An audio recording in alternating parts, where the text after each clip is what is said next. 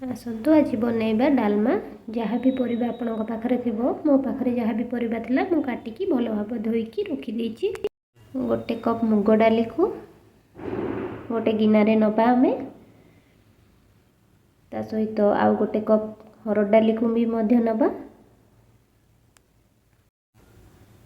डाली को भल भाव रे पानी रे चकटिकी धोई दबा। धोई देला परे प्रेसर रे पानी नबा, डाली को दबा। डाली उपरे धोई रखिथिबा समस्त परिबा को डाली उपरे आमे देई दबा।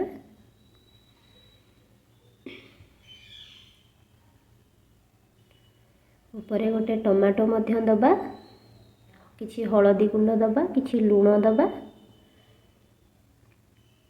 भल भाव रे गोळेई दबा। प्रेसर ढांकुणी दे सिझेइबा पई छाड़ी दबा।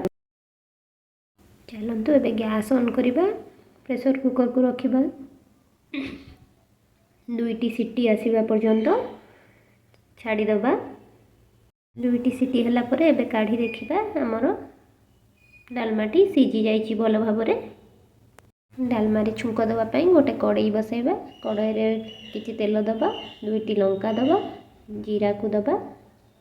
किछि समय परे जीराटी फुटी गला परे सीझा टमाटो को दे घांटी दबा।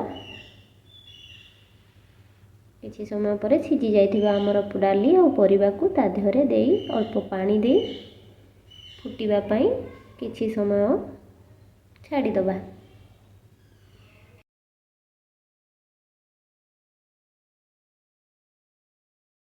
5 मिनिट पर गैस टी को बंद कर दबा। एबे हमर डालमाटी प्रस्तुत हो जाय। आगर प्रस्तुत जीरा लंका गुंड को अल्प मात्रा रे पकाई डालमा को गोटे चामच रे भल भाव रे मिसई नबा। एबे हमर प्रस्तुत हो जाइछि जीरा छुंक डालमा, कार्तिक सोमवार स्पेशल डालमा।